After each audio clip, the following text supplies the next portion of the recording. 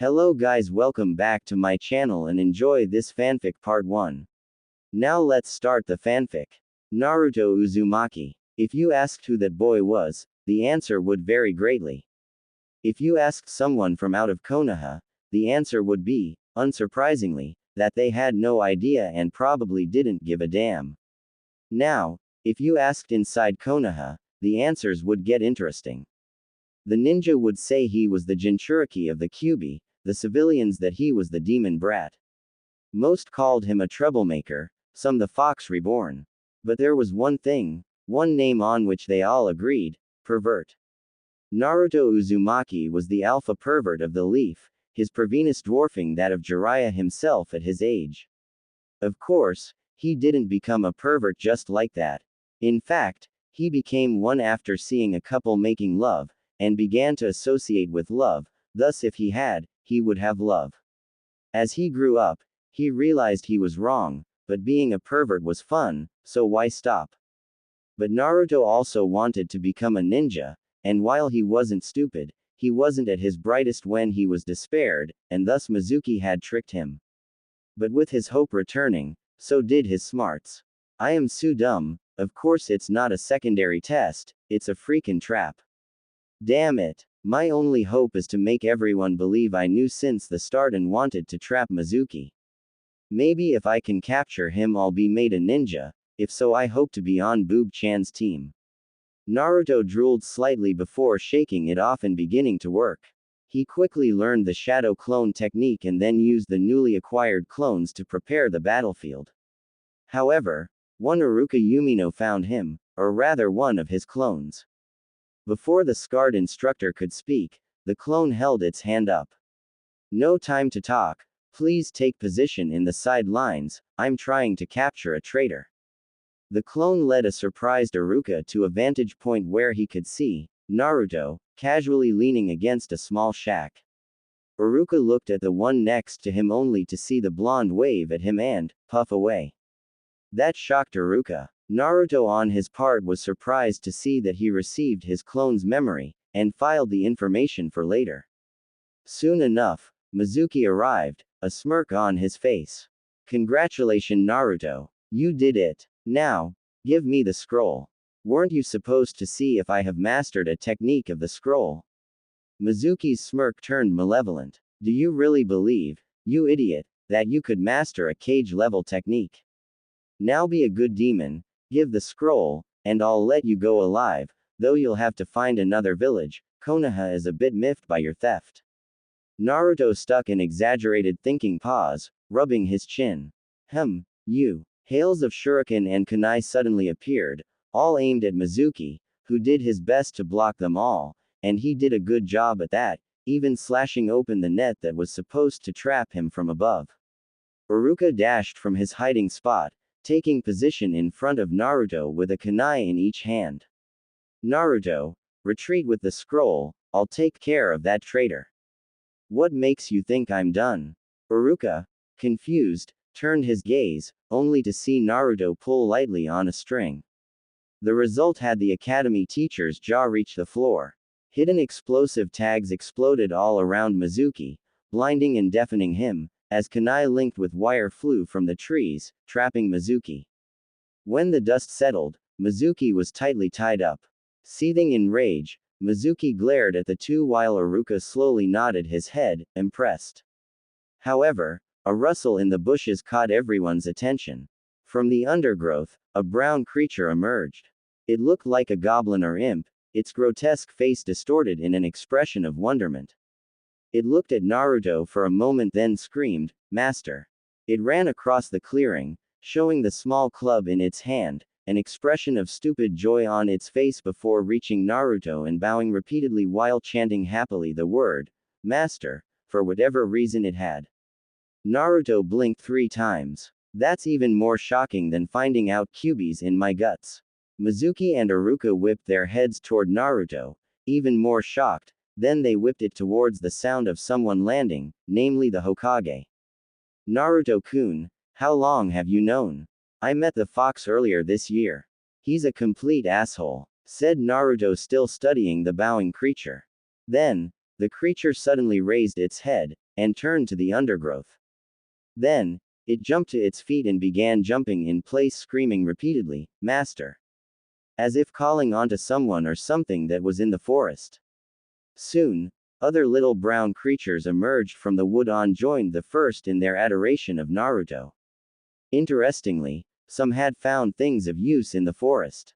A few had found kunai, rusty or not, and used them as weapons. One had even found an old tanto, two had rabbit skins as hats, and, surprisingly, the last one arrived had white hair with a small ponytail at the back, glasses and a headband with a music note, though he looked just as stupid as the others.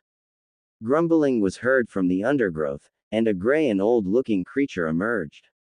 It was draped in rags, had metal pauldrons and a wooden stick strapped to his back with a glowing stone hanging from the stick above his head. Damn Browns, leaving an old minion to fend for itself in a hostile forest, and damn that fox, its chakra and all the interferences it created. Stench. What happened with that white-haired idiot? A green, and quite true to its name, creature fell from the trees, looking at the gray one and jumping a bit excitedly.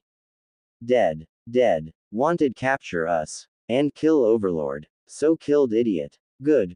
Good. Oh, I see the Browns were useful in the end, the Overlord has been found. Naruto pointed a finger at himself, a bit surprised. Yes. Yes, young man. You are the new Overlord.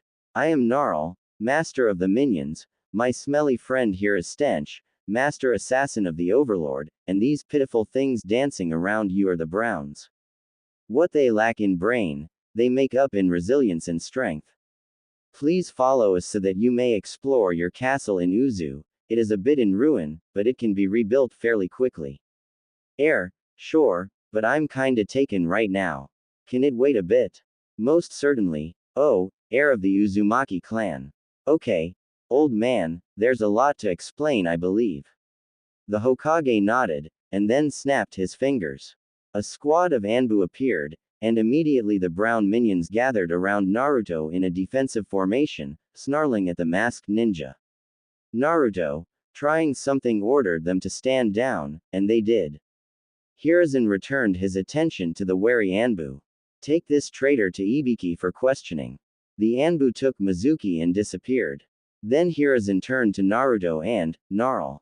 I think it would be good if you came to my office, there is some explaining to do. Uruka, you're coming too.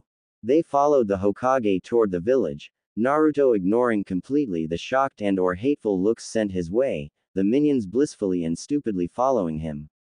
The hunt was called off. Hiruzen revealed that Naruto had helped catch a traitor and thus earned his rank as a genin, giving the blonde his headband in front of a good quarter of the ninja currently in the village. Looking at the crowd of brown thingies standing behind Naruto, he wasn't so sure he wanted them in his office. Naruto, do you believe you could send these things back to where they came from? I'd like to keep my office organized. Naruto looked at Gnarl for help, and the old minion pointed the park near the Hokage tower. We can summon a portal to the tower in this park, from there you should be able to send the minions back. Naruto nodded and went to the park. Going to a part of the park with a lot of space and relatively small traffic during the day, he looked at Gnarl expectantly. One moment, my lord. Fishing in his rags, Gnarl took a small light blue stone out. Giblet, do you hear me? A small silence, then a stupid and excited voice answered. Giblet here. Yes. What can Giblet do? Prepare a portal, and send it to this stone, and be quick. After a moment, the stone turned yellow, and Gnarl threw it at the open space. As soon as the stone reached the ground, it exploded in light and smoke. When they could look safely again, they saw a small open building. It was square, with a thick column at each corner supporting a traditional Japanese-style roof. There were no walls, and on the floor in the middle of the building was a vast array of runes. 4 torii gates also stood near the building, one in front of each of the entrances. Naruto motioned for the brown minions to go to the portal, and they quickly did it before disappearing in a flash of red. This done, the Hokage led them to his office and demanded a report. Naruto, not wanting to insult the Hokage, that would be stupid, told the whole truth. including the fact he had been deceived. Once done, they turned to Gnarl. Now, could you please explain why you are present? Most certainly. As a minion I, along with the others, am part of the Uzumaki properties. We would have gotten to our overlord sooner, but that blasted fox expelled so much chakra that it shut off the tower heart until now. We would have been there during the attack, but the boy's mother rejected the title of overlady. A small silence ensued, before Sarutobi asked another question. What do you mean you are part of the Uzumaki properties? We were given to his line by the Sage of Six Path and have remained in their possession since then. A gigantic smile came upon Naruto's face while Iruka and Sarutobi had their eyes grow the size of platters. Excuse me. Yes, the sage had 3 children. To his oldest son, he gave his eyes, and the brat fathered the Uchiha clan. To his youngest son, he gave his body, and the little prick gave birth to the Senju clan. But to his 3rd child, his daughter, the one that was forgotten, he gave his greatest tool, the minions. Under the Rakudo, we defeated a god. The Jubi. He was the first overlord, and from his daughter's line, the Uzumaki, countless overlords and overladies have arisen. Though, for reasons I can't fathom, none decided to conquer the world. So let me get this straight, said Naruto. I'm a descendant of the fabled Rakudo Sennin. I have at my disposal a potential army that kicked the of a thingy even more powerful than the Kyuubi, and I have a castle somewhere. Yes. Awesome. What are the fine prints? Well, as the new overlord, you'll have to restore the castle. It is currently in a state of disrepair that is quite worrying. Then, both as the last known Uzumaki and as the overlord, you will have to find mistresses too. Whoa, wait a minute. You mean polygamy is a requirement for the job? Yes, it has been so for generations, it is the traditions of your clan, said Gnarl with a slight frown, wondering if the boy would reject such an important tradition.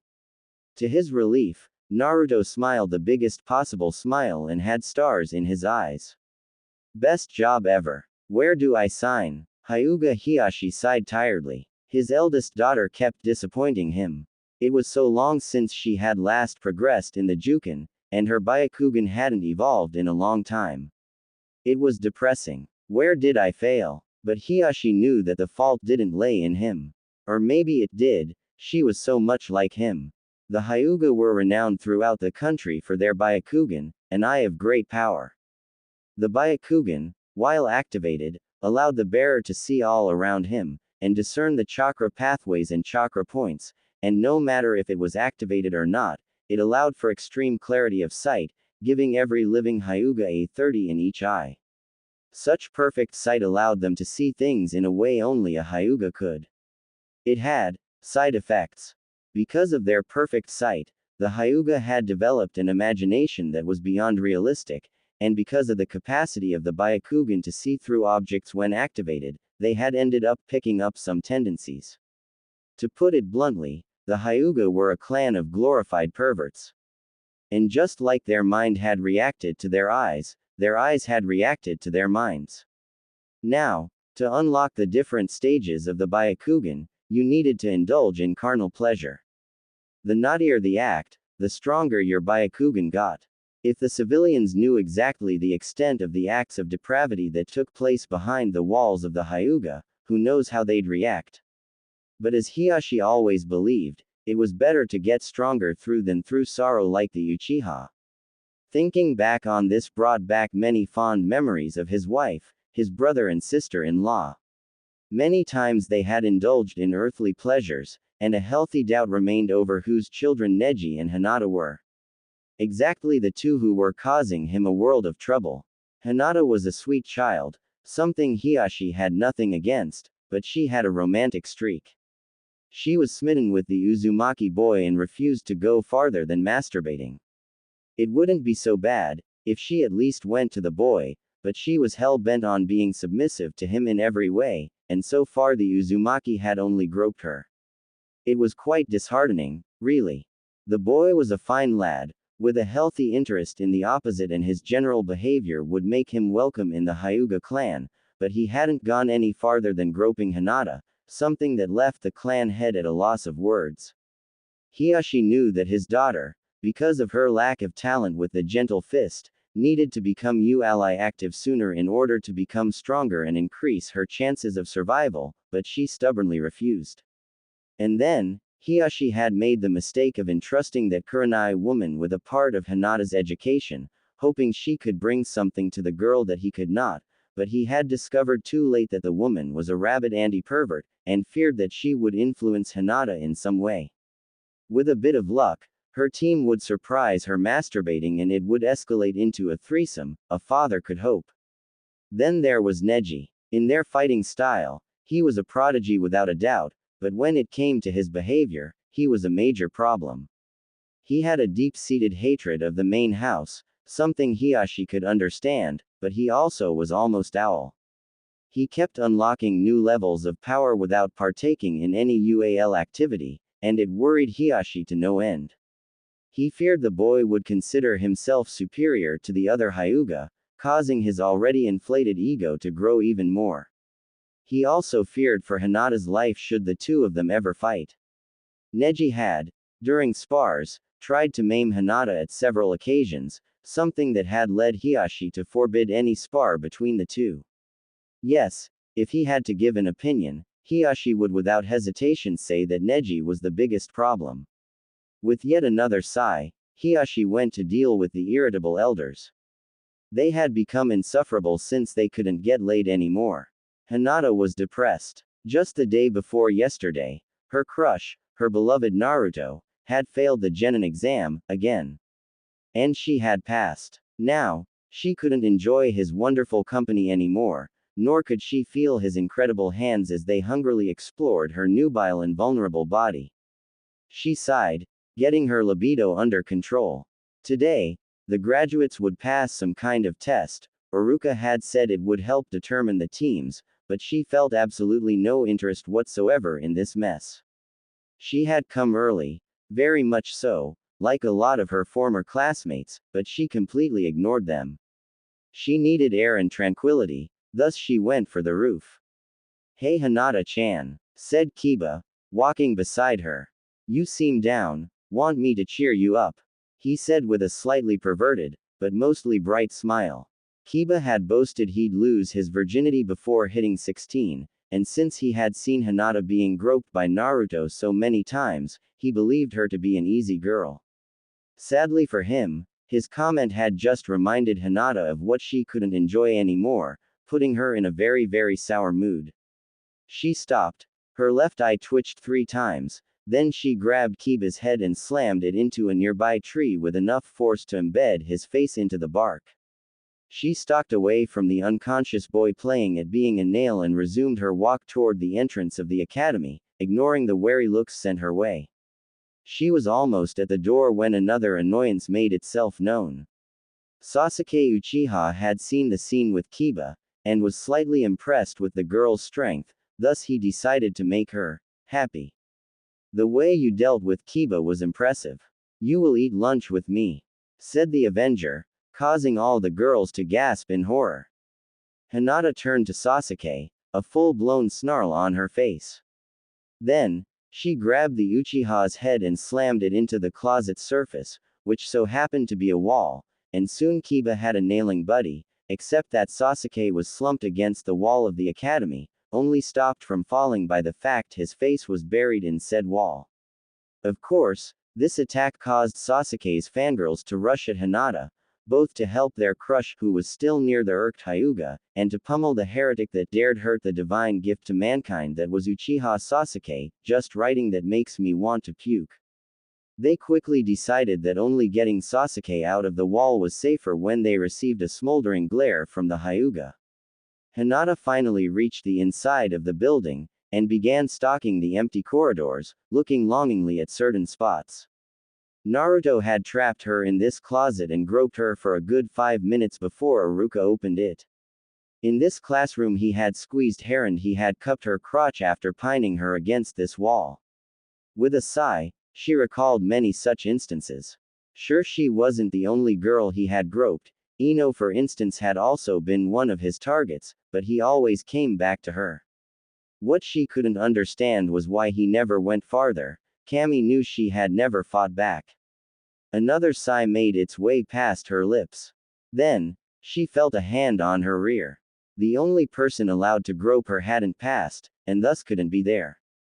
After dealing with Sasuke and Kiba, she was calmer, but she was still pissed. With a growl she addressed the fool who had dared touch her. You have 5 seconds to remove your hand from my butt and hightail it out of here before I rip your hand off and shove it up your. Naruto yawned and stretched in his new room. After the meeting with the Hokage, he had followed Gnarl through the portal. His new castle wasn't in a very good state, but it didn't really matter. He had sent groups of minions to gather resources. Soon enough, the old castle of the Uzumaki would be rebuilt. He jumped out of his emperor-size bed, because king-size bed was too small to describe that thing, onto the stone floor. He had been happily surprised that the floor wasn't cold last night, and Gnarl had explained that his ancestors had littered the castle with seals designed to ensure his comfort, something he appreciated very much. He had spent yesterday looking around the place and determining priorities. The first thing he had seen was that he didn't have a lot of minions left, barely 100. Gnarl had explained that the invaders who destroyed Whirlpool had taken the hives of the blue, yellow, green and red minions, and most of the surviving minions had scattered around the world in hope of finding the next overlord. Now, he only had one blue, Mortis, a sinister guy, one green, Stench, and a few browns. So, for now, he had to compensate with them. His first act had been to find a steady source of life force to create more minions. Luckily, such a source had quickly presented itself. The invasion had opened the earth, revealing a network of caves running far beneath the island. In these caves, blind animals were common, and he had found a few interesting amphibians and arthropods, not too resilient, but with amazing vitality. The adults had quickly been slaughtered and their life force harvested, while the youngs and the eggs were gathered to set up a kind of farm. He had managed to secure 5 big caves and had blocked the entrances with rubbles. He wasn't ready yet to begin exploring the cave network, not until his army was bigger. With the harvested life force, he had managed to create 50 more minions. He had sent 20 to establish a mushroom farm to feed his new cattle and 10 others to guard said cattle while the last 20 began clearing the 3 caverns that weren't used. With his 100 minions of the start, he returned to the surface and began looking over his lands. His castle needed wood and stone. 20 minions were set to wood chopping, while he took the rest to look for a quarry. Quickly, he found Whirlpool's old quarry and took control of it after making short work of a pack of wolves that had settled there. Since he didn't have that many minions, he did the work himself with his clones. 30 wolf pelt wearing browns were allocated to the quarry to extract the stone and 10 more to bring it to the castle. Finally he set 20 brown as a rebuilding team for the castle, keeping the last 20 as a strike force. Then, he had returned to the castle and instructed Giblet to make a few tools for the minions to use to speed up the process. One thing he appreciated with the brown was that they were sturdy and strong. The fact that, once they had learned a task, they became incompetent for any other task didn't bother him in the slightest. During lunch, he began to think of who he'd take as his mistresses. First, of course, was his boob-chan, always eager to let herself get groped, and now that they were genin, and thus considered adults, as long as she didn't complain, he could do whatever he wanted to her without the civilians raising a fuss about their morality crap. Ino, he didn't know, she was a bit too much on the rebel side and he couldn't really break her without consequences, something he'd rather avoid. Sakura was an absolute no, she was annoying, loud, and flat as a brick. That alone was quite enough to convince Naruto that he wanted nothing to do with the Pinkett, but the fact was said girl was also a rabid anti-pervert and didn't hesitate to hit him. All in all, she was his bane. After lunch, he had explored his castle. First, he had inspected the armory, picking up some armor and a weapon and meeting Giblet. That Brown loved bashing way too much. He had then explored the underground part of the castle, and found the life force stock. It was quite pathetic. There was barely a faint green glow from the few poisonous creatures they had killed in the caves. It was luck that his clan library was still intact though, and he had now a lot of reading to do. Additionally, he had picked up a particular scroll that would prove most useful. A little in-depth inspection of the lands surrounding his castle had revealed that an old village was nearby, something that would prove useful in the end. What kind of overlord would he be without at least one village worshipping him? Then, he went to bed, had a good little wet dream of what he'd do to Boob Chan as soon as he got her there, and woke up on this sunny day. He washed up quickly and put on his signature orange jacket. He liked the color, but the jacket was a bit too neon for his taste. Too bad he couldn't buy anything else. Happily, his armor was a nice burnt orange, and he had found a kimono of the same color. He just put this jacket back on to avoid raising suspicions until his sense of drama could give him the most impressive entrance. He then went to the portal and zapped back to Konoha. Today was some kind of evaluation to determine what team they would be on. Just the fact that this was necessary showed how shitty the academy was. When he reached the academy, he saw Kiba with his face buried in the trunk of a tree and a gathering around an unconscious Sasuke. Interestingly, there was an impression of Sasuke's face in the wall near the door to the academy. When he came closer to the mob of fangirls, he heard them cursing the white-eyed freak for what she did. Quickly going past the urge to destroy them for daring to insult his Boob Chan, he felt a surge of pride at what his girl had done. For you see, Naruto loved Hinata. In a twisted and massively perverted way, but he still loved her. And while he wouldn't deny that her chest had played a role in the birth of this love, it certainly wasn't the only reason he loved her. Making his way into the academy, he began to hunt his favorite groping target, and quickly located her as she apparently aimlessly walked the corridors. With a grin, he closed in on her and grabbed her. He was quite surprised when she actually growled at him. You have 5 seconds to remove your hand from my butt and hightail it out of here before I rip your hand off and shove it up your. Now that wouldn't do. He finally had the means and the legal opportunity to make her his. He wouldn't be denied. He may be a pervert, but he still had a heart, and he refused to let her break it. She would be his, no matter if she liked it or not. Though he honestly hoped she'd like it and prayed she just hadn't recognized him. Turning her around, he pushed her against a wall, pining both her hands above her head with one of his arms. Her burning glare immediately melted when it met his blue eyes, and he felt relief. Naruto-kun. She looked at his forehead and her eyes widened. Why you passed? He could feel some joy in her voice, and it pleased him. She'd like this as much as him, and he was happy with this. Yeah, I passed. But you've been a bad girl. What's up with you threatening me? He said with annoyance in his voice. He saw panic enter her eyes and felt actually a bit bad, but he had to play his part before going to the pleasurable part. I'm sorry. I thought it was someone else. Oh, so when it's me, it's no problem if you get groped. Said Naruto with a lecherous smile. You naughty girl, I guess I'll have to. Naruto placed his free hand on the zipper of her jacket and began to pull it as he murmured in her ear. Punish you. Hinata shivered. Looking at her face, he saw a stark contrast between her eyes and expression. Her eyes were blazing with lust and glee, but her face was that of a panicked and shy maiden.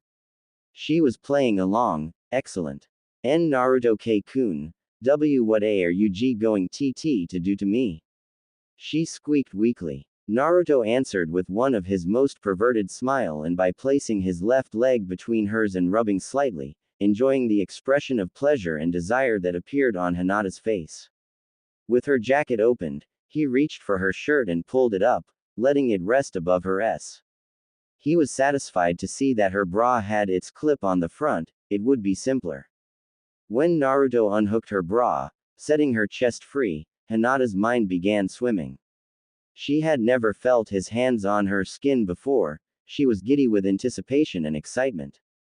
She blessed the one who invented the Hyuga panties and their ability to eliminate love juice while remaining comfortable. It was the only thing keeping her pants dry right now. She began to utter a weak protest, going back to her role, but Naruto forcibly kissing her interrupted her.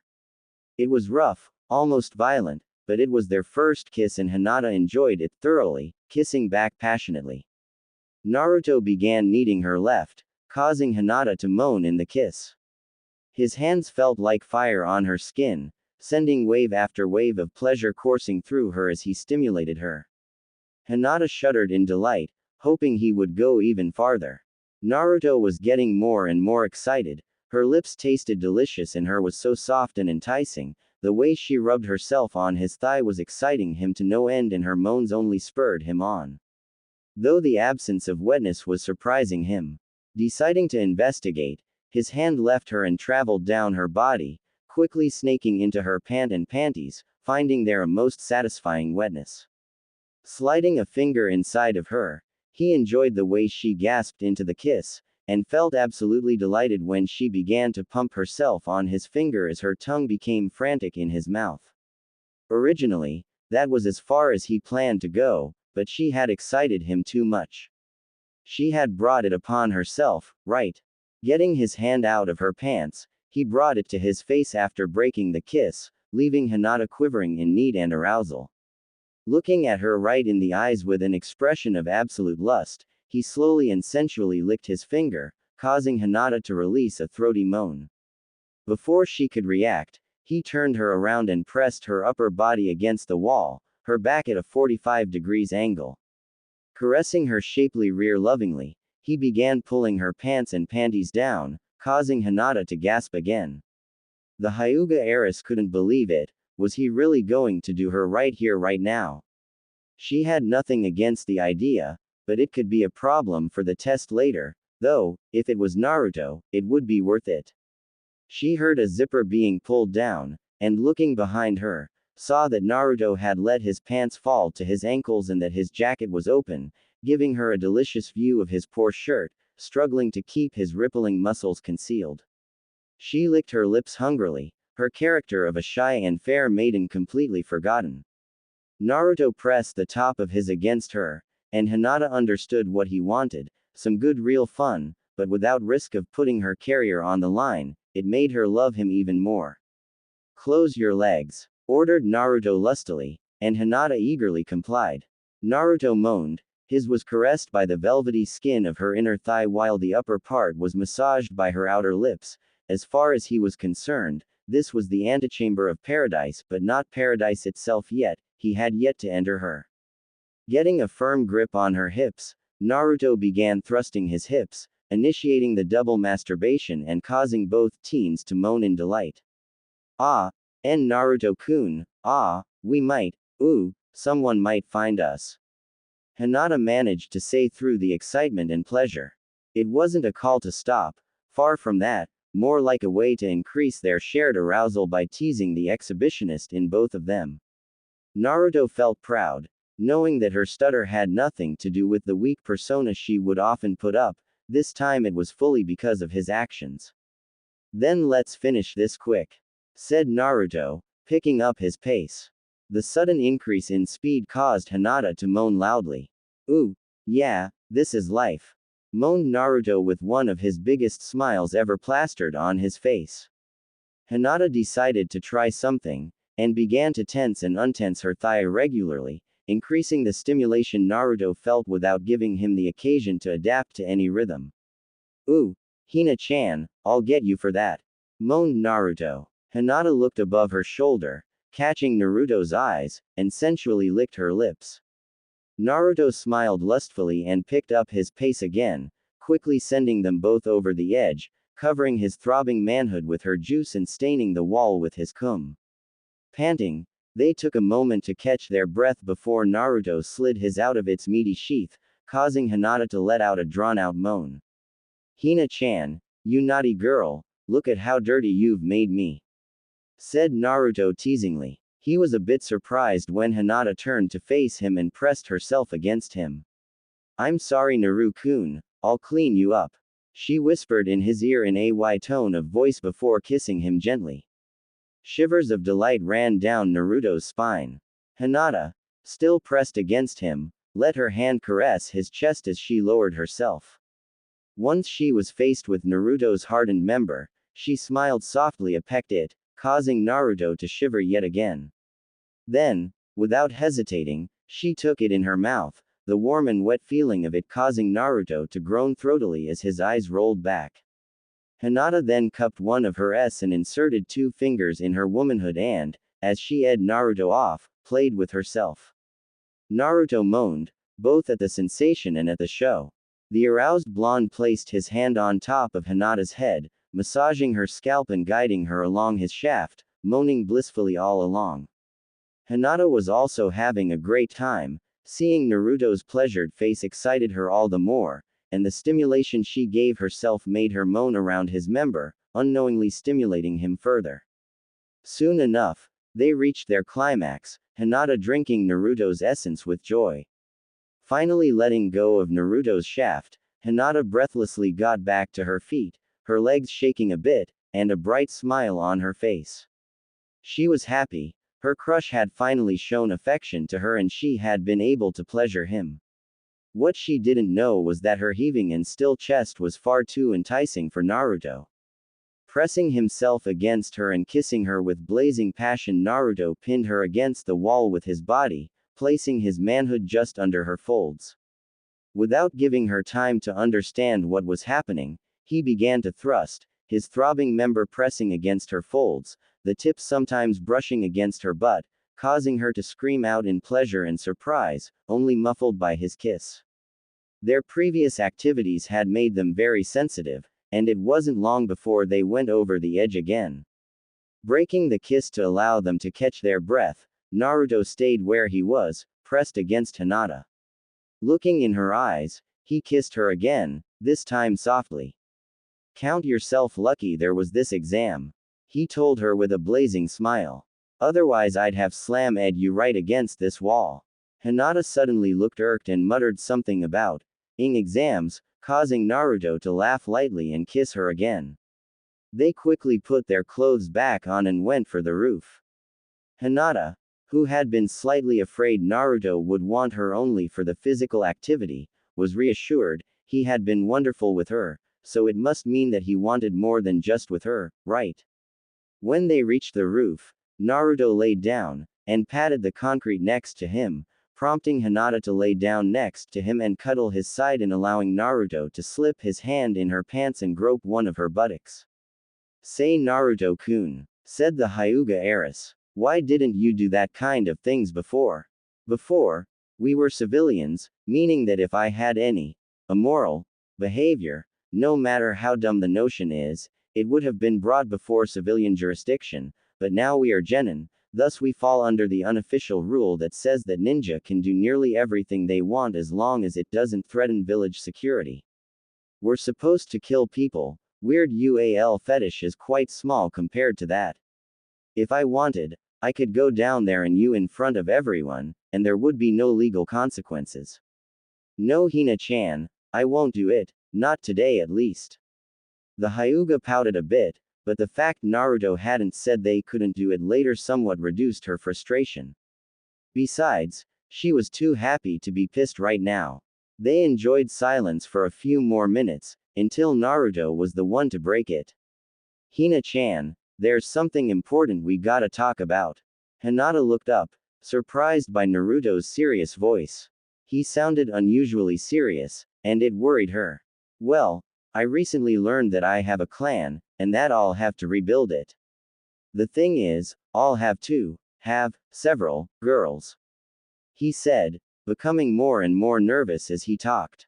Hinata lay there, taking in what he said, and trying to see why he was so worried. Then she understood. He was afraid she would be angry at him and reject him. That showed he really cared about her. A warm and loving smile made its way to her face, reassuring Naruto. Then, she realized what it implied and a shocked and happy smile replaced the former.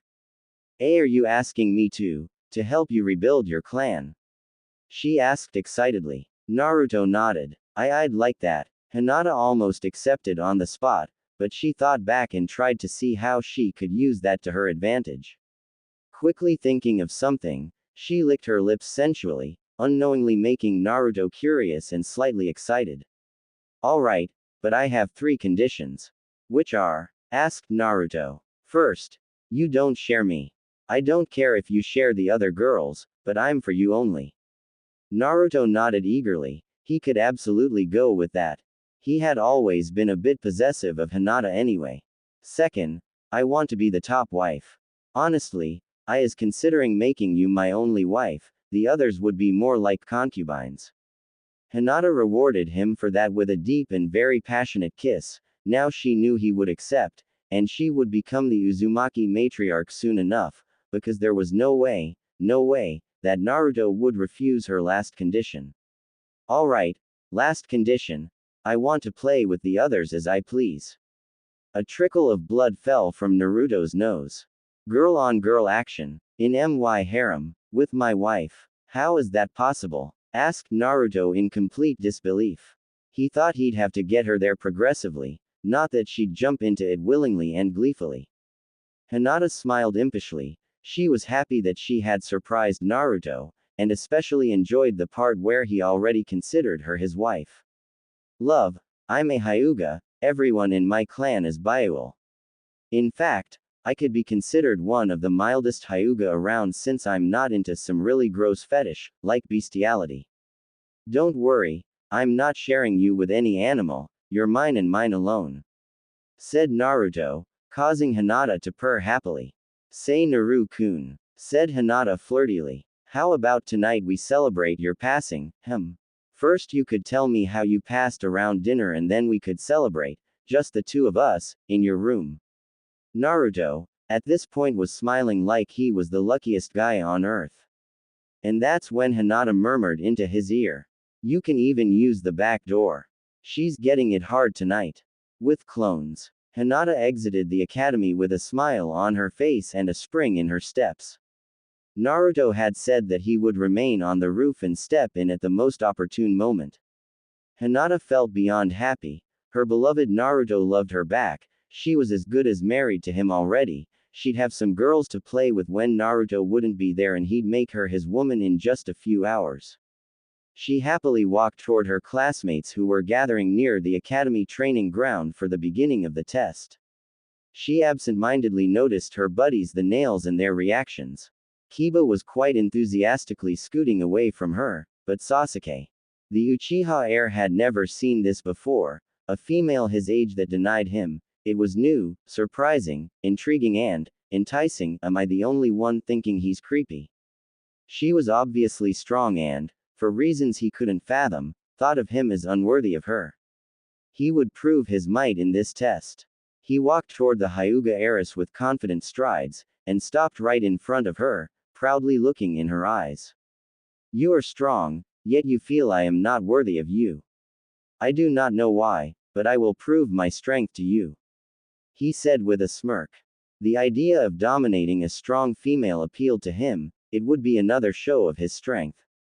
Hinata's face had descended into a blank expression, and it irked him. On an impulse, he went forward, intent on forcibly kissing the girl. With the parents, who were there to watch their progeny's performance, Hiashi was just about to run in and bitch slap the brat into oblivion, when it happened.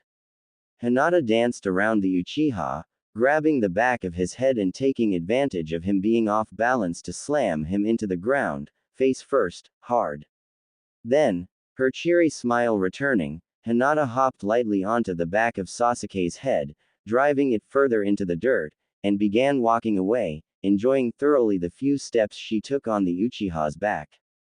Hiashi almost burst in pride at the display. Feeling a friendly slap on his back, he turned to face widely grinning Sume.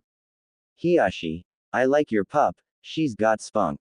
Yes, she does. I will gladly admit that I'm very proud of her right now. For standing for herself, of course, the fact that she just walked on Fugaku Tem's son has nothing to do with it.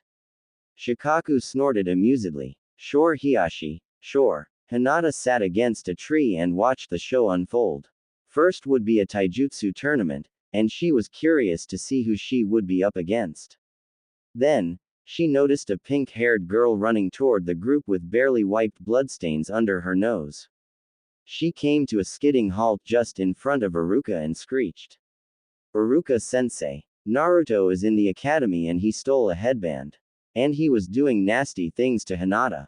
Everyone turned to Hinata in surprise. Many were ready to dismiss the words of the pinkett. After all, the shy heiress would never do this kind of things.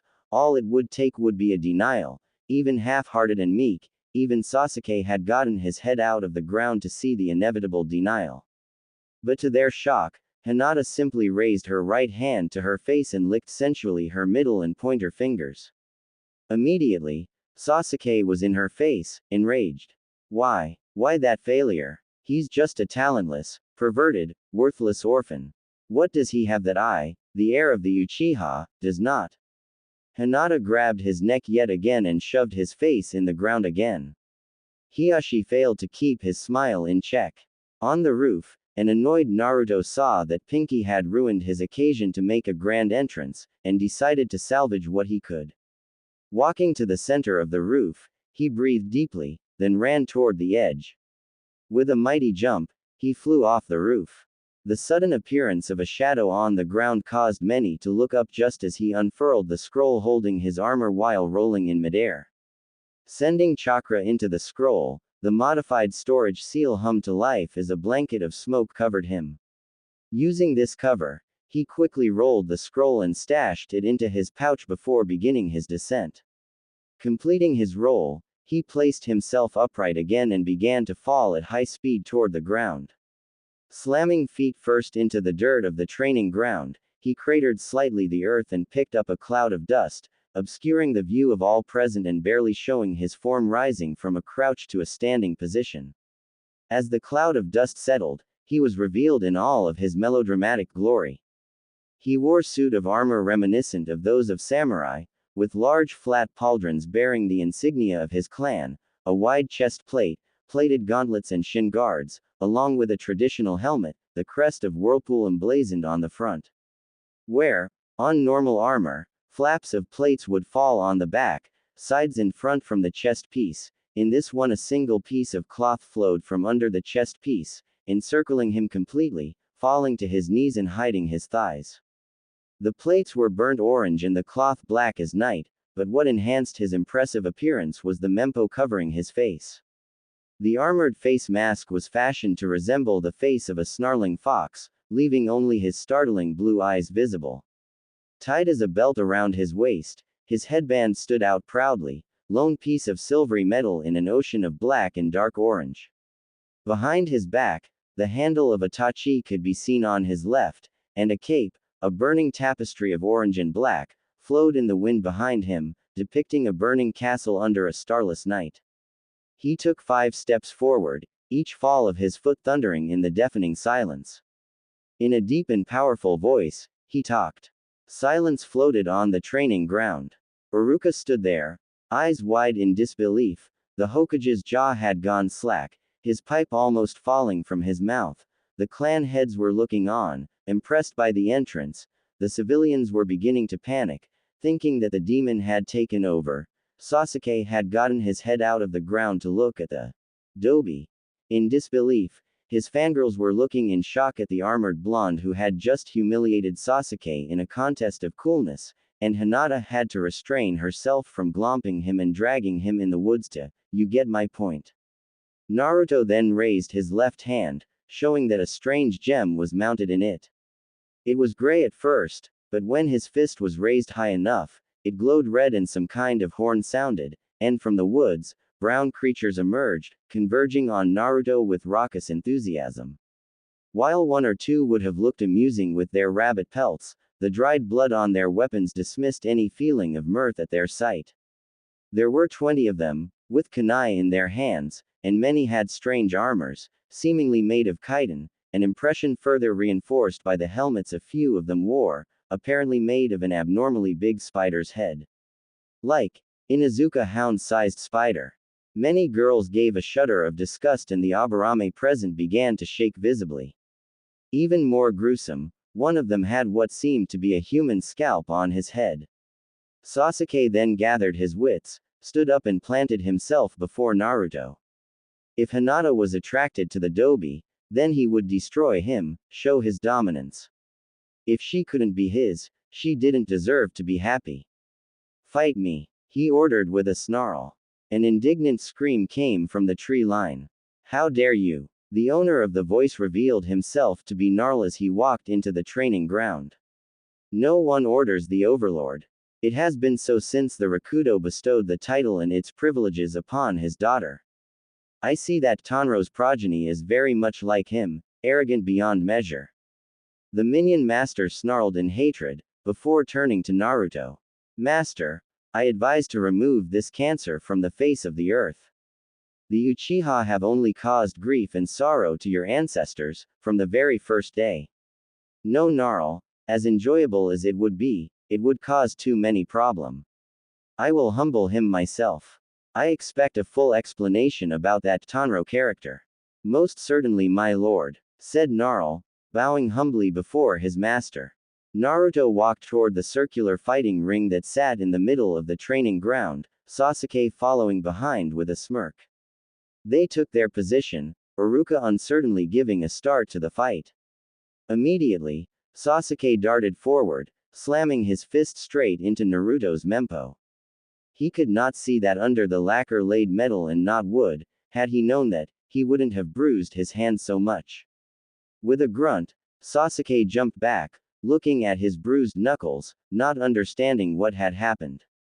With a grunt of anger, Sasuke dived forward again, intent on striking the unmoving blonde down. He only managed to hurt his fists, pounding against the thick metal plating. Then, Naruto finally accepted to retaliate, and did so with an incredibly fast strike of his right fist, straight in Sasuke's jaw, sending him flying out of the ring. Everyone, including himself, seemed surprised. Naruto brought his hand before his eyes, flexing his fingers. Interesting. All Uzumaki armors are laden with seals, my lord, said Gnarl, both to allow maximum mobility and to increase the strength and speed of the wearer. Sasuke snarled, getting back up. Get out of that armor, Dobi, and fight like a man. Why would I? Am I not a ninja? As such, the only honor code I am bound to is that of loyalty. Loyalty to the village, to my comrades, and to my clan.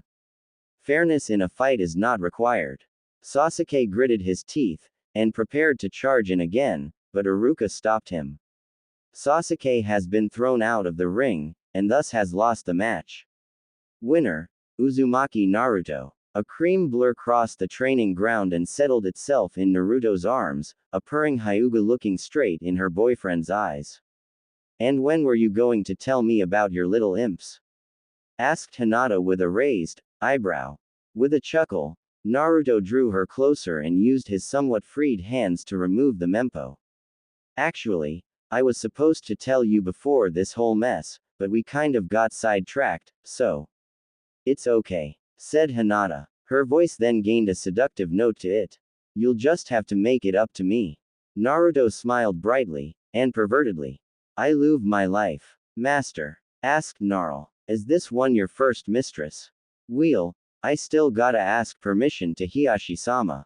You have my blessing, said a popcorn-eating Hiyashi. Oh, awesome. Thanks Hiyashi-sama. Well, that's taken care of. We're officially engaged, Hina-chan. Hinata was almost bursting in joy. She sent a grateful look to her father, the man answering with a double thumbs up, with his popcorn bucket mysteriously flying in the air. Sasuke just couldn't believe it.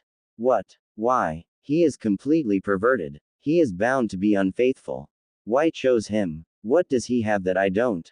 Asked a completely jealous Sasuke. Hinata decided to humor him and answered. First, he's not a cold like you. Second, he has given me plenty of happiness since I met him. Third, we share quite a lot of interests. As for unfaithfulness, that won't be a problem since I'll play with the girls too, said Hinata, causing a good number of males to nosebleed. And on a side note, he's big and you're tiny, concluded Hinata with a smirk. Kiba got up, and planted himself in front of Naruto. The blonde prepared himself to knock some sense in Kiba, but the Inuzuka fell to his knees, hands joined in a prayer and eyes shining. Please, master, teach me your ways. Teach me to be a pervert and still get several willing girls. A massive sweat drop ensued. Sorry Kiba, but that's kind of a family tradition, so I don't think I can help you with it. Kiba began to tear up before wailing. Why must polygamy be a keke genke?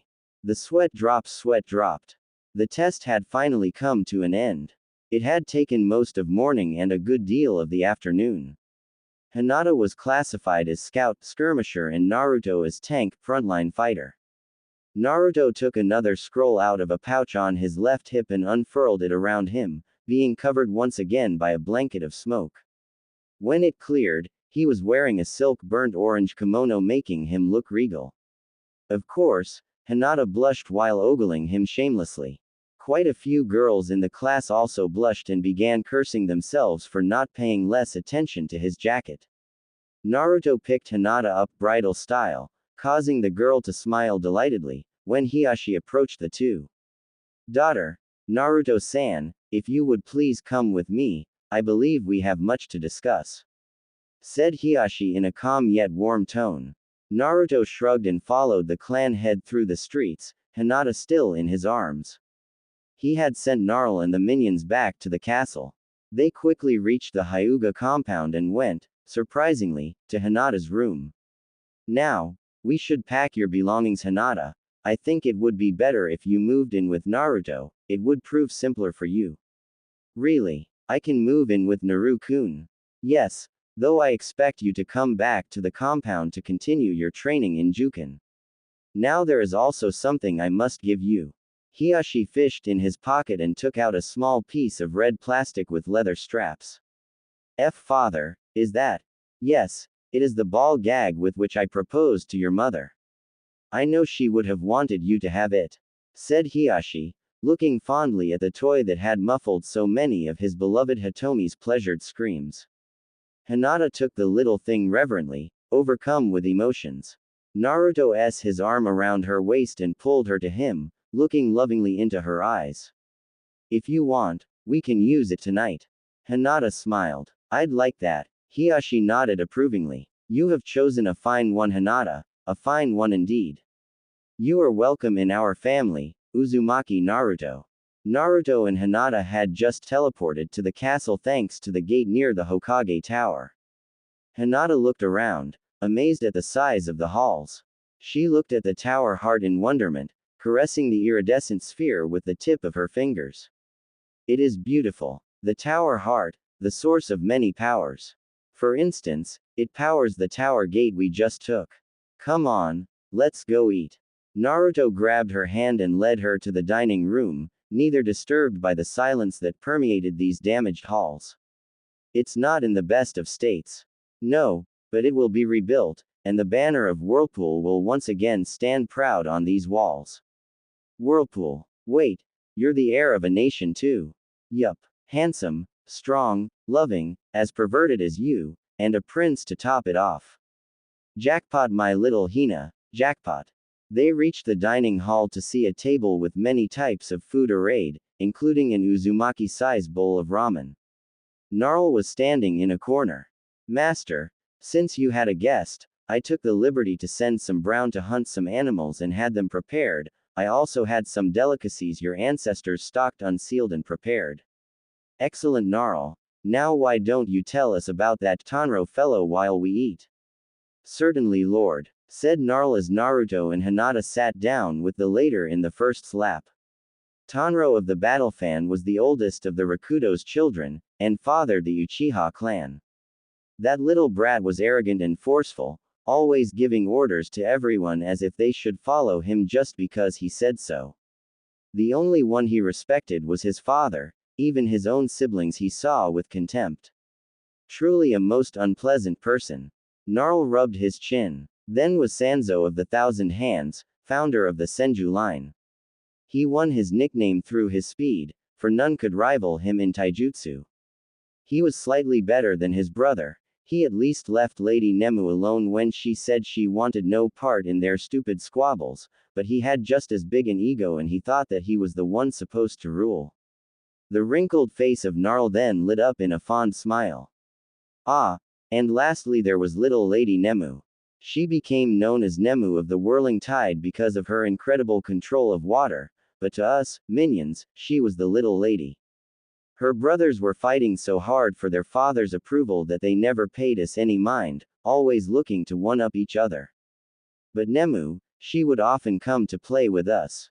When she came with us, the red created fireworks, the blue swam with her, the green actually washed up and played tag with her, and the brown would try their hardest to make her laugh with their tricks. She was such a sweet child. When she grew up, she kept coming to us, she was fond of us. She would listen to my stories as I told her of our battles next to her father, how we took down the mighty Jubi, how we defeated the bandit kingdom of Chishio, Blood no Kuni, and many other tales I have now forgotten in my old age. A tired sigh escaped his lips. The battle against the Jubi she liked the most. Tens of thousands of minions fought in this battle, with the Rakudo at our head.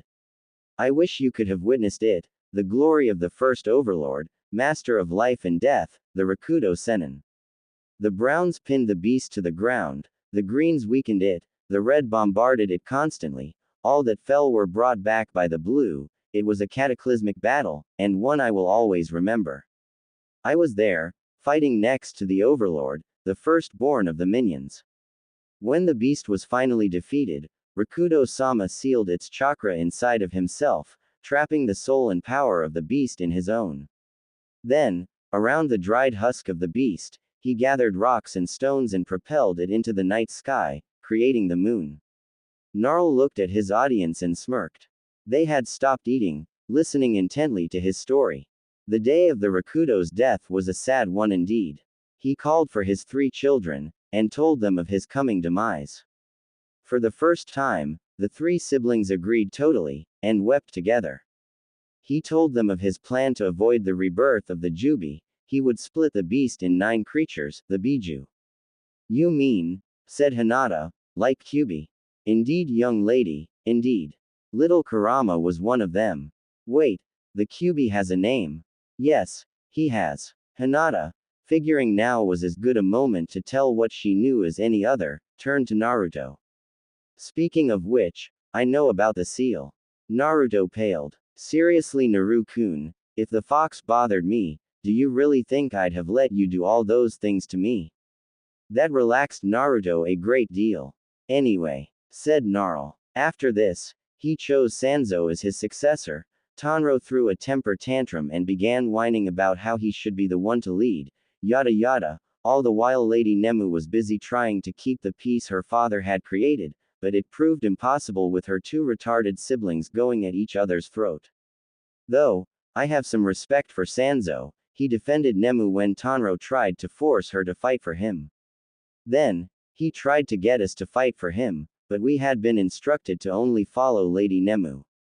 In his rage, he began slaughtering the minions, and that is when Lady Nemu stepped in. You could attack her, she would only defend herself, and because of this she was believed to be weak. But when Tanro began to kill the minions she cherished so much, she went to her brother and defeated him in a display of power truly impressive. She then took the hives and surviving minions and left for a peaceful place away from the 2 morons. She settled with some followers in Whirlpool and there founded the glorious clan whose legacy you bear, my lord. Finished Gnarl with a flourish. Hinata looked at Naruto with wide eyes, and then turned to Gnarl. Let me get this straight. My fiancé Kami-sama, I love saying that, is not only heir to a clan and a nation but also a direct descendant of the Rakudo Sennin. He is. Wow. Just. Wow. Now tell me, young lady, your eyes seem to tell me that you are a Hyuga, am I correct? Yes, I am a Hyuga, for now at least. Gnarl raised an eyebrow, and Hinata smiled dreamily. Once I'm married to my Naru-kun, I'll be an Uzumaki. Said Hinata with a happy sigh. My lord, said Gnarl, I like her already, she will be a fine mistress. And she is proof that not all of Tanro was bad. Tanro had many sons, those that believed in offense and followed the way of their father formed the Uchiha, but one believed in defense and sought to twist his eyes to give him a wider range and a better way to protect his life. In time, that man's progeny formed the Hyuga and, much to my pleasure, harbored a deep hatred of the Uchiha. The Uzumaki didn't have much contact with the Hyuga, but the few times the two clans met were cordial, well except that one time that degenerated into an orgy, but that is beyond the point. A sly smile made its way to Hinata's lips. Naru-kun, are up for reenacting that fine encounter later tonight? Most certainly. Master, shall I have a command gauntlet and an armor prepared for Mistress Hinata? Yup. Now Hina-chan, let's dig in, we'll need all the energy. Said Naruto, wiggling his eyebrows. A bright smile came to her lips and she nodded. They then attacked the food with gutso, enjoying feeding each other. Naruto lazily opened his eyes, looking around the room, trying to understand why he felt so good and relaxed. Then, he focused on the mass of blue hair on his chest. A smile came to his face. For a first time, it was memorable. Hinata had been extremely eager, and while the first round had been classic, with lots of kissing and only one of him, the next rounds had been far more inventive. He grinned naughtily when he remembered the look of excitement and lust on Hinata's face when he had summoned a shadow clone. His left hand, resting on her waist, climbed up, feeling the still developing but exciting curves along the way, and settled on her. He then began to fondle the mound, eliciting soft moans from her. Then, he moved his free hand across his chest and slowly caressed her stomach, slowly going lower, before reaching her flower and sliding 2 fingers into it, causing a louder moan to escape her and her eyes to flutter open. Hinata woke up to the pleasurable feeling of her lover's fingers pumping in her. When she realized whose fingers it was, she happily dismissed the concept that last night had been a dream, and abandoned herself to Naruto's ministration, moaning happily. Naruto then lowered his face onto the lonely and began ing on it enthusiastically, Hinata's hands flying to his neck to pull him deeper into her chest. I love your way to wake me up, love. Ooh yes, right there. A few more minutes of playing around, and Hinata jumped over the edge with a scream.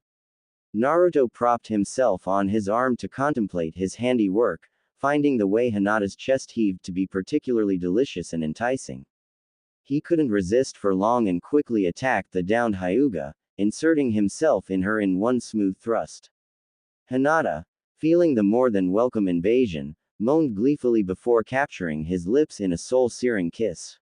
Perverted she may be, her heart was no less honest in her love. Naruto immediately set a fast pace, thrusting into his lover with passion, loving the way Hinata arched into him, her back leaving the mattress to allow her chest to press into his. Grabbing her hips with his right hand, he slipped his left under her back to keep her close to him as he thrust always deeper into the recently deflowered young woman. Soon, he felt her quiver against him and her smooth walls massaging his manhood so deliciously he couldn't help but explode in her. Softly, he laid her down on the mattress, both panting but with satisfied and happy smiles on their faces. Hinata finally reopened her eyes and looked into his with love. Pulling him into another kiss, she reveled in the feeling of his body against her, proof that her feelings were returned. Sure, that was great, but knowing he loved her made it even better. Breaking the kiss, she glanced at the window and estimated the time to be around 8:30. We should go eat breakfast. Yeah, and then I can show you around your new house. Said Naruto enthusiastically. Getting up, he offered his hand to her, helping her up, only to have her wince and rub her butt soothingly. Ow, Hina-chan, you alright? Yes, I'm just sore as hell. A perverted smile blossomed on her face. But it was worth it. Do you have a hot spring? That would do wonders for my muscles. Sure, love. Naruto picked her up bridal style and, being himself, took the occasion to grab her and, firm. He purred happily. Hinata brought her mouth to his ear. You can enjoy it some more once in the spring. Naruto, still but, darted toward the spring and reached it in record time. It took them some time to get out of the spring since they had trouble cleaning up without getting dirty again, but in the end they managed, and Hinata even managed to relax her muscles.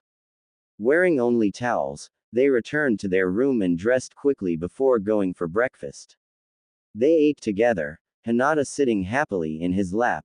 Once breakfast was over, Naruto led Hinata to the armory, stopping in a room with several suits of armor and weapon racks. Giblet. Giblet. Come here, Giblet. Hinata looked in amusement as a brown minion wearing scraps of metal and dragging a hammer came from the back of the workshop. Master. What can Giblet do? New weapon. New armor. Hina-chan here needs some armor and a weapon. Yes, master. Come, mistress. Lady Armor here. Giblet began skipping to one side of the room, still dragging his hammer. He then pointed to a section with armors fit for her 15-years-old frame. Here. Here. Armor for the mistress. Hinata made a beeline for a dark purple armor. Naruto looked at the armor and then gave his opinion. I approve. Good protection, and it keeps others' eyes away from what only I can see. Hinata then grabbed the armor and began stepping toward the back to change, but another idea came to her. Giblet, could you go in the back please? Giblet looked at Naruto, and the intrigued blonde nodded. The brown then happily skipped back to his workshop, dragging his hammer with him. Once he was out of the room, Hinata smiled slyly, and began a striptease. Once she had stripped to her underwear, she then put the armor on before looking over at Naruto again. The poor blonde had a massive tent in his pants and seemed to be a bit too warm in his kimono. You naughty little vixen. Did you really need to torture me this much? Hinata answered with a saucy grin. Don't worry, love, you can punish me for this tonight.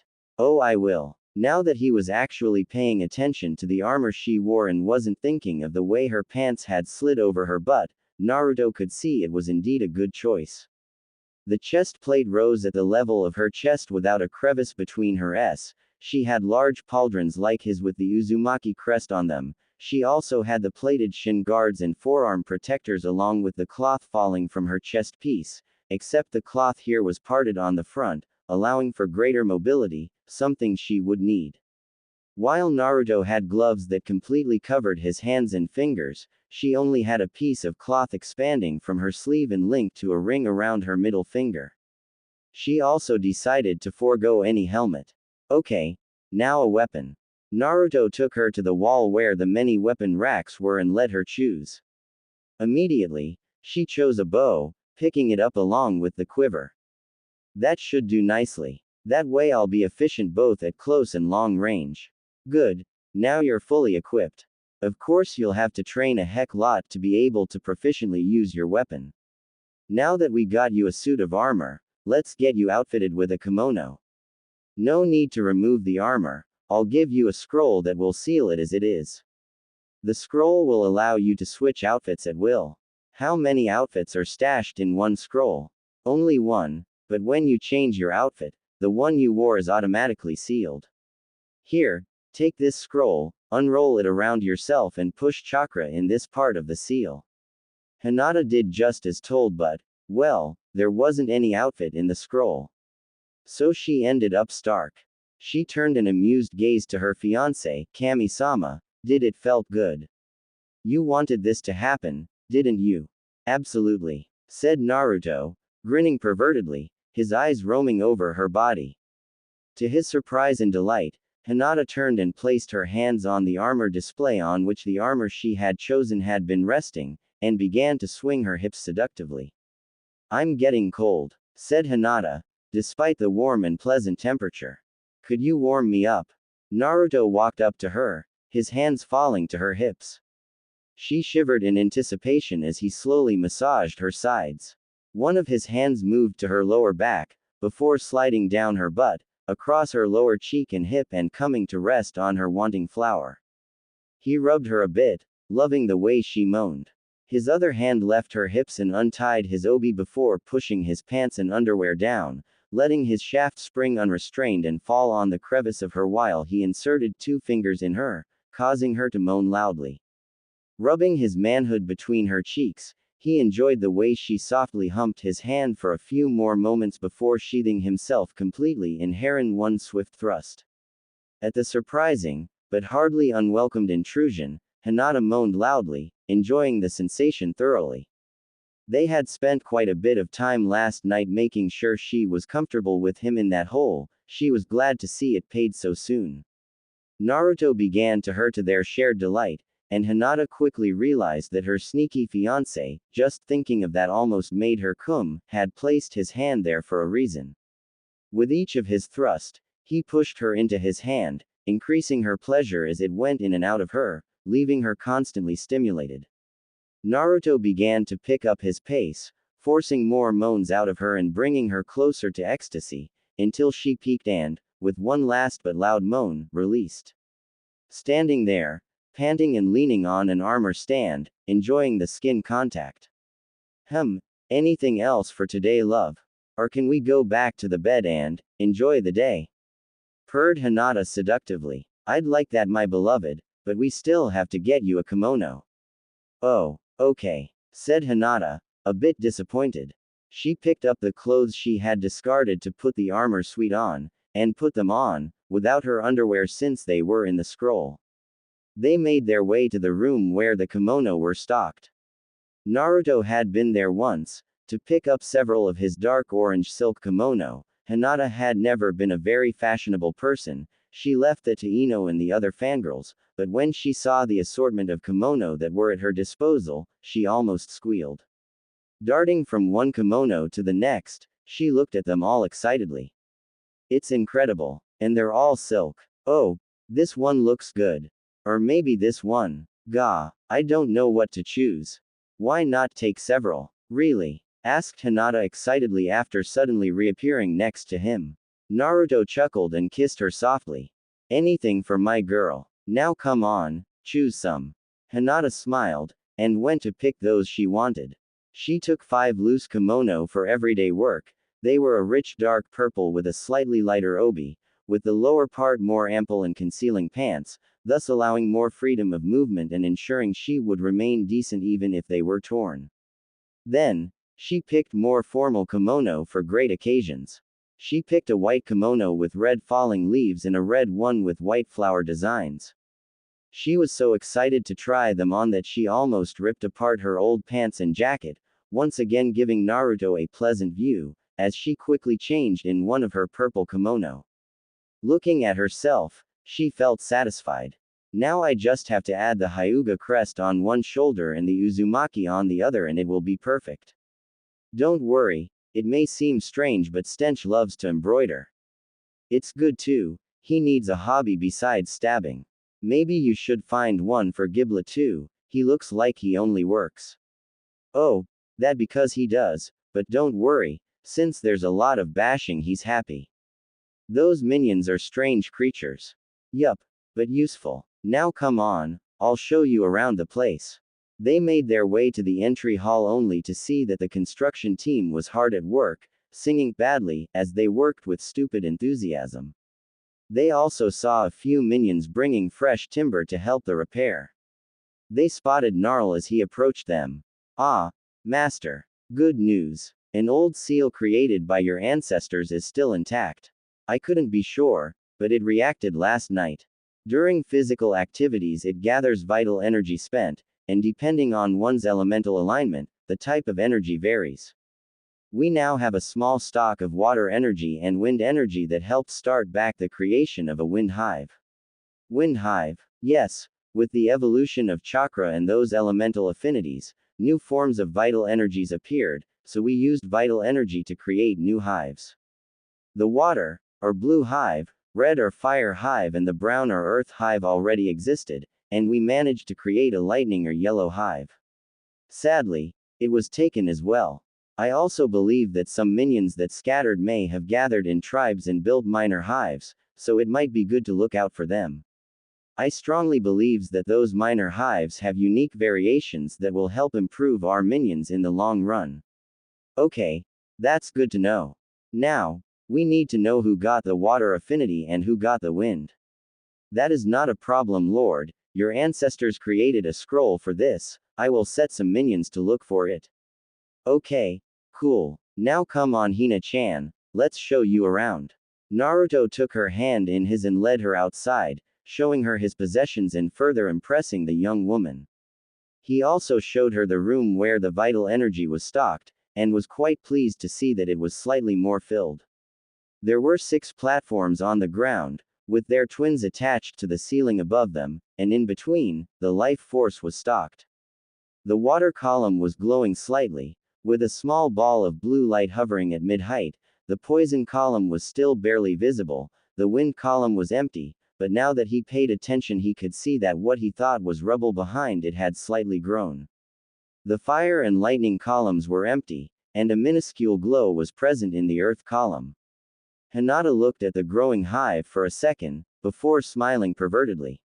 Well, love, I guess it is our duty to help this hive grow as fast as possible, don't you think? Most certainly, my sweet Hinata. And we shall strive towards this goal, with passion and regularity. I want to make it grow every night. Oh, we will. But we shouldn't stop once it's grown, we need the life force for the wind minions. Yes, hissed Hinata, her eyes closed as she imagined the fun they would have together. She was already hot and bothered, she couldn't take it anymore. Naruto, are we finished? I can't wait to help this hive grow again, she said, looking lustfully at him, sending shivers down his spine. With a hungry look of his own, he pulled her closer. Let's take this to our room, love, we have much to work on. Naruto and Hinata were peacefully walking through the streets of Konoha, with Hinata clinging to Naruto's arm, partly because she loved to do that, thus showing she was his, and partly because she still had a bit of trouble walking correctly after last night. They had worked hard to help build the wind hive, and though the progress wasn't that important, it was an excellent start. People were sending them surprised looks, not understanding why the Hyuga were allowing one of their heiresses to be seen with this notorious pervert, but they didn't give them any trouble. Finally, the pervy couple reached the academy and made their way to their old classroom. When they entered, everyone looked at them, especially Sasuke and Sakura. Said Pinkett, having failed to claim the seat next to Sasuke, had to settle for the one just behind, giving her a small vantage point to observe the two. And what she saw made her gasp. You've done it. You've done it with Naruto. Just how much of a whore are you? Hinata snapped. Letting go of Naruto, she jumped, unfurled her armor scroll, summoned her equipment, still hidden by the smoke, took out her bow, and fired 8 arrows in quick succession, drawing Sakura's shape on the wood behind her, before landing in a crouch on Sasuke's head, pushing it into the desk, her bow drawn, an arrow poised at Sakura's throat, a deathly glare directed at the fangirl. A whore sleeps with any man. If you dare to suggest even one more time that I am unfaithful to my Naruto-kun, I will make you suffer for months on end, before killing you slowly and painfully. Am I clear? She growled out, hatred blazing in her eyes. Sakura nodded weakly, terrified for her life, and having soiled herself. Hinata then backflipped, pushing Sasuke's face deeper in his desk, unfurled the scroll and returned into her lavender kimono, landing right next to Naruto, and snaking her arm around his once again. Wow, that was awesome! Exclaimed the blonde. Hinata blushed prettily at the praise and a smile formed on her face. They went to sit in the back of the class and waited calmly for Iruka to arrive. Meanwhile, Sasuke was getting his head out of his desk, and he looked, was that a beard made of splinters?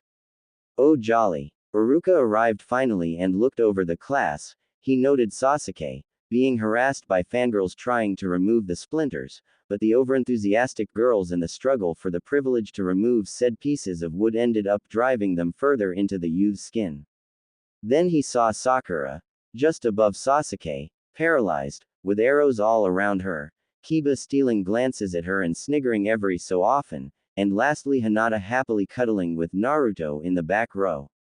Being a professional, he had to settle his class, so he cleared his throat and ordered everyone to return to their places, and when the fangirls accused Hinata of attacking Sasuke, dodged the matter artistically by saying it wasn't under his jurisdiction anymore, and that they'd have to bring it to the Hokage. He then gave a speech about how proud of them he was and all that before announcing the teams. Neither Naruto nor Hinata paid attention until they heard Naruto's name coming up first. Team 7 will be Uzumaki Naruto, Uchiha Sasuke and Haruno Sakura. A thump followed, as the face-planted Naruto groaned in despair. Why sensei? Why? Why do you hate me so? Sorry Naruto, it's tradition. Team 8 will be Inuzuka Kiba, Aburame Shino and Hyuga Hinata. Kiba rose from his seat and looked straight at the brunette. Let's make a deal, I don't hit on you and you don't nail me. Deal. Deal. Though, it doesn't extend to Sasuke. Alright, I correct, I don't hit on you, you don't nail me, and you nail Sasuke to your heart's content. Now that's a deal I like, said Hinata with a smile. Kiba sat back down with the feeling he had done well and avoided much future suffering, well, for himself. Since he didn't care about Sasuke, there was no problem for him.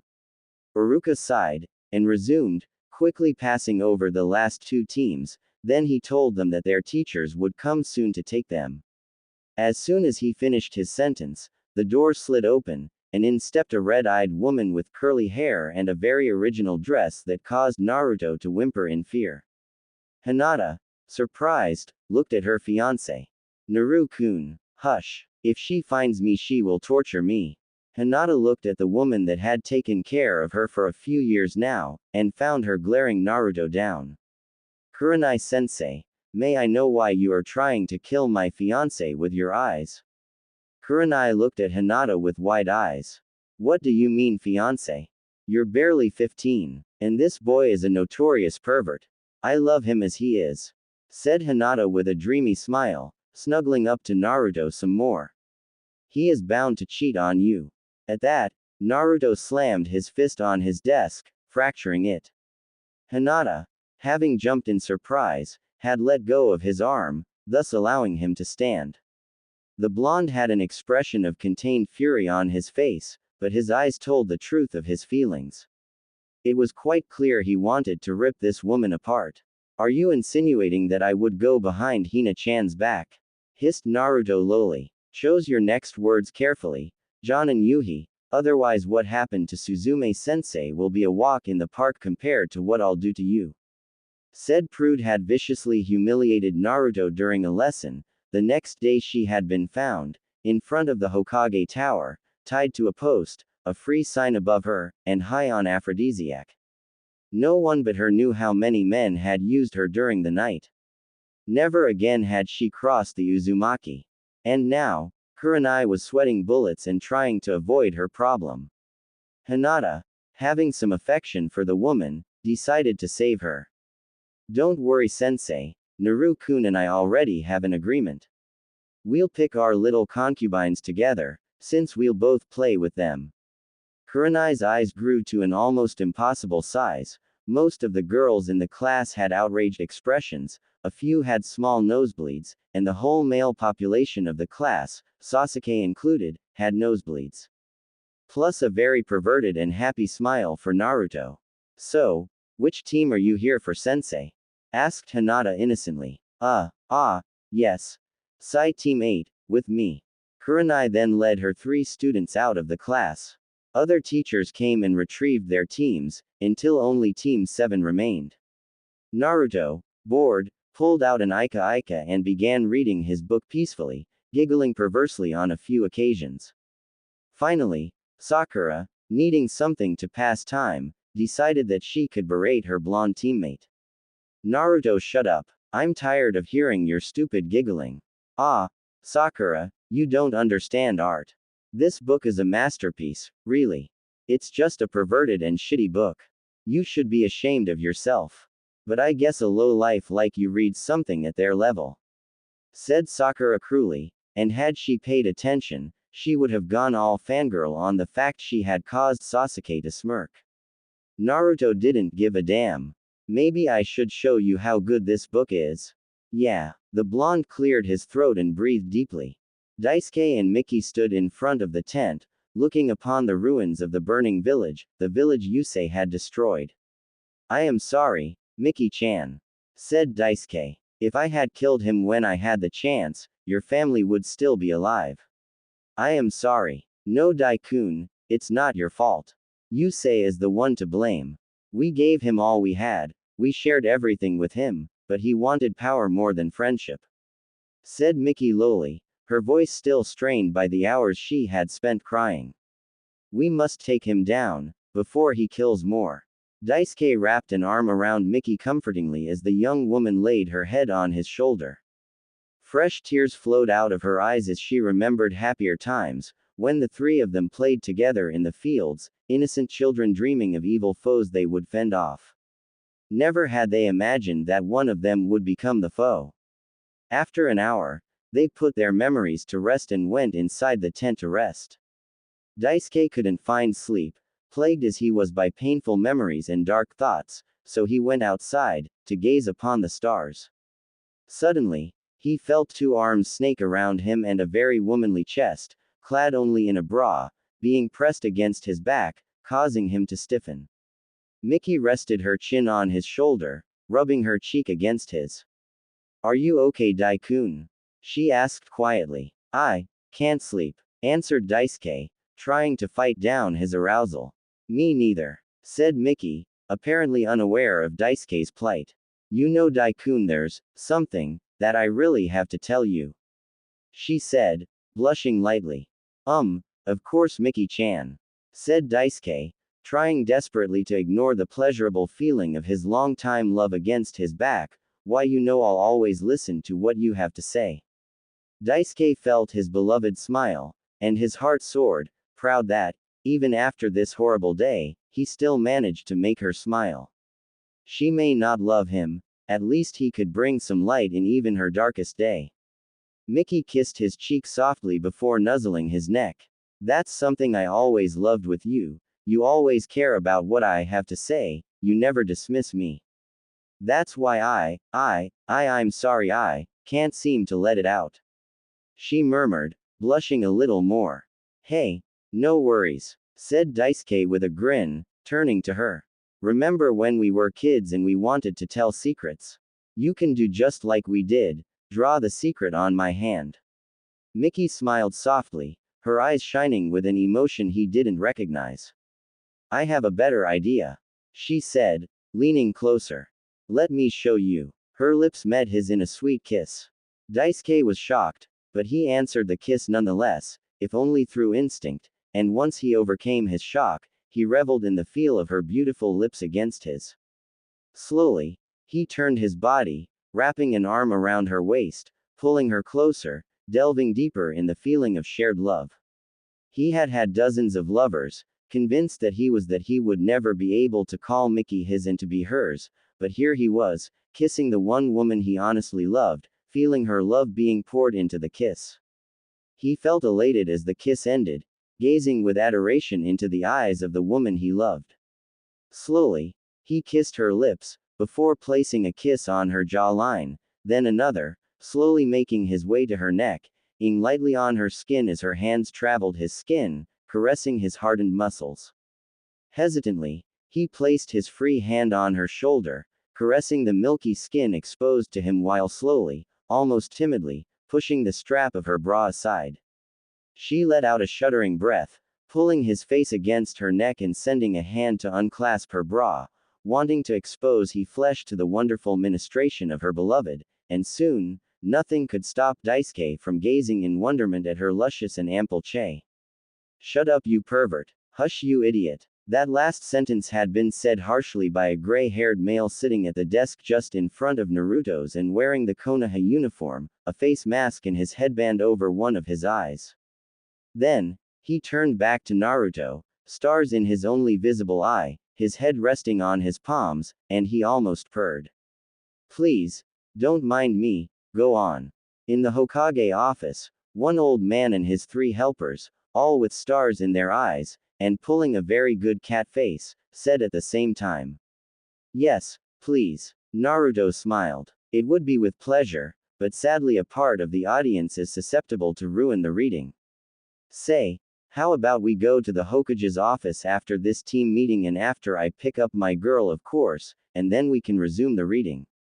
That way, the old man won't have to waste chakra on his crystal ball, said Naruto. A second later, everyone could swear they heard a muffled, "Damn it, how did he know?" resonate in the classroom, causing Naruto to snicker. Kakashi looked a bit down, but the prospect of the reading remotivated him quickly. All right, onto the roof. 3 new Kakashi puffed into existence and grabbed his students, causing them to go a bit dizzy due to the sudden transition from the classroom to the roof. Quickly, the 3 Kakashi clones sat them down, and Kakashi, visibly eager, took his position in front of them. Alright, let's go with the introduction. My name is Hatake Kakashi, Jonin of Konoha. My likes are my friends, the Ika Ika series, and currently Blondie because of his masterful narration of one of the most beautiful moments of Ika Ika Burnt Soil. My dislikes currently include Pinky due to her very rude interruption of said masterful narration. My hobbies are reading and finding new ways to aggravate my self-proclaimed rival, Meta Guy. As for my dreams for the future, well, I'm currently waiting impatiently for this marvelous reading you promised. Said Kakashi with an eye smile to Naruto.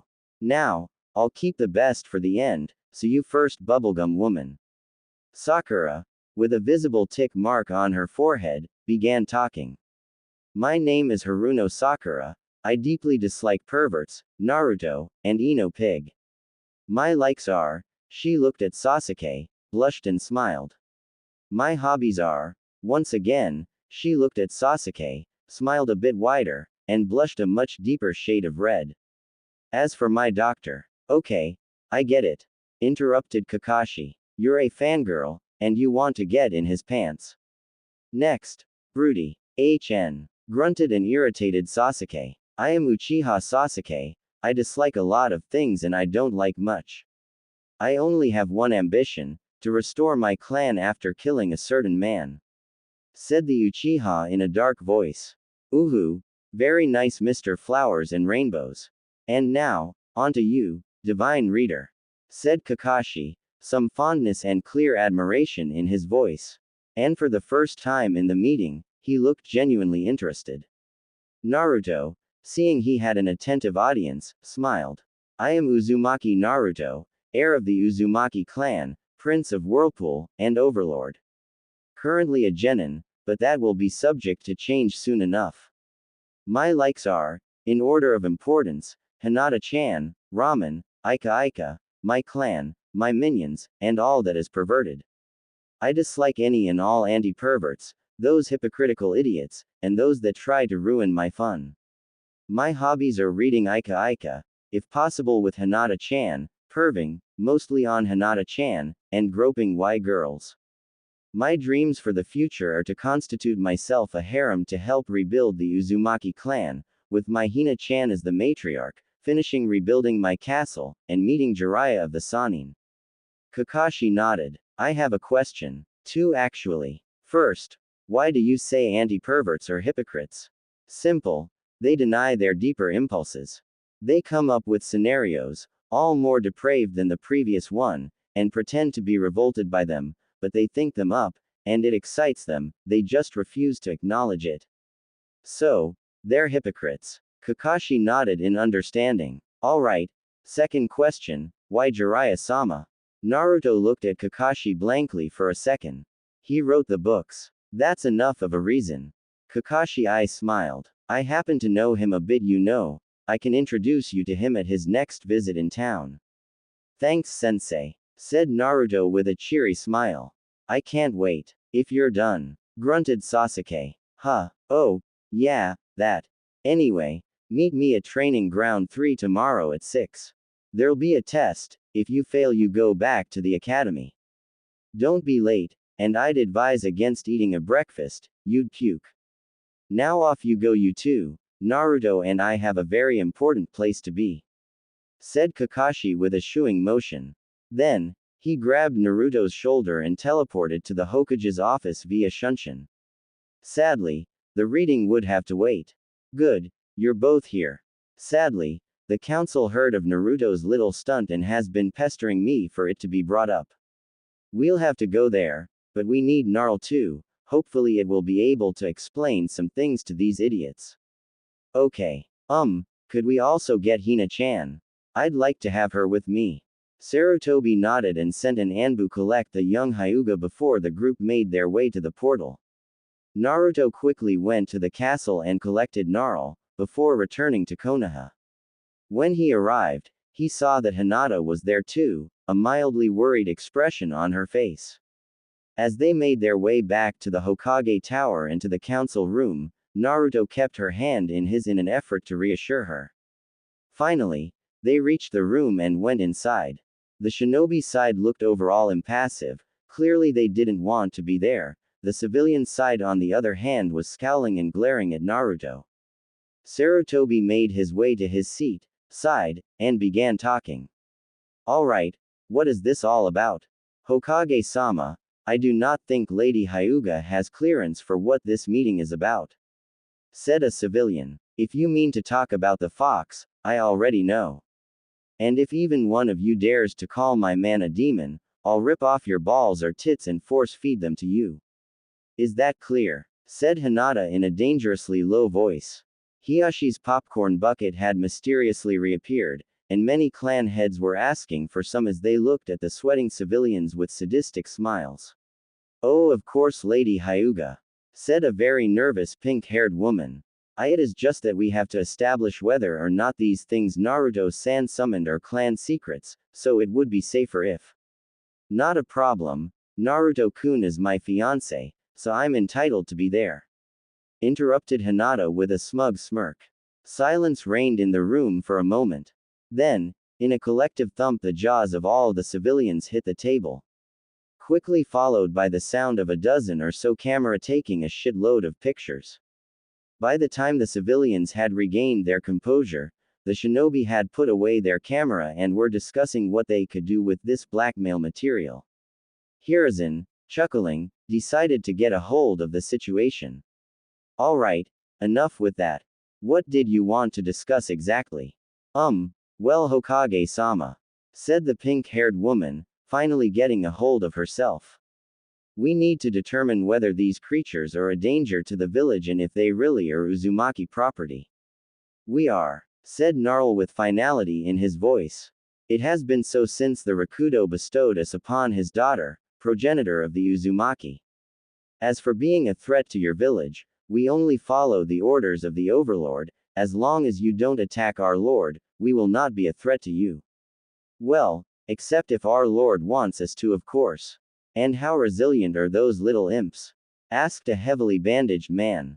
Immediately, Naruto was wary of this man, for where he stood was a hole in the perv. This man was not to be trusted. I am afraid that is part of the clan secrets, said Naruto curtly, a frown on his face. For a few moments, the two of them stared each other down. Danzo frowned. He did not appreciate the boy's behavior, far from it. Boy, the village needs an accurate assessment of its forces, and that includes the fighting capability of every ninja. We need to know what they can do. Report. Now, said Danzo a bit forcefully, intent on intimidating Naruto. Hiruzen was about to put his old teammate in his place, but Naruto suddenly smiled widely.